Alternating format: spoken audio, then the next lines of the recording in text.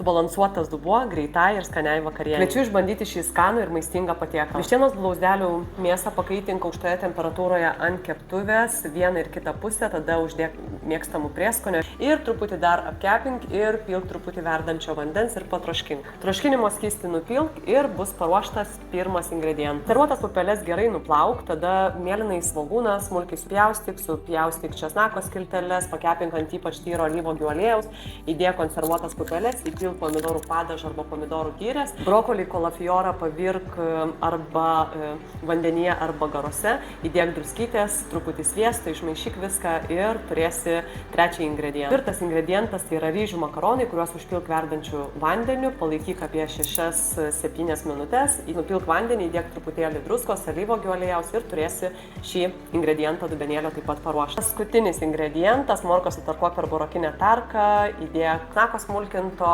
įdėk truputėlį majonezo ir sėklų mišinio, viską išmaišyk ir visi ingredientai paruošti. Valgyk spalvotą, skanų bei maistingą patiekalą. Patiko ši idėja? Parašyk komentare patiko ir būtinai palik širdelę. Iš anksto tau dėkoju. Daugiau mano subalansuotų receptų rasi elektroninėse bei spausdintose knygose, mitybos programuose, kurias gali rasti sveikatai palankus elektroninėje parduotuvėje. Kviečiu įsigyti, taip išsaugoti savo sveikatą, susigrąžinti normalų kūno svorį, išvengti lėtinių neinfekcinių ligų.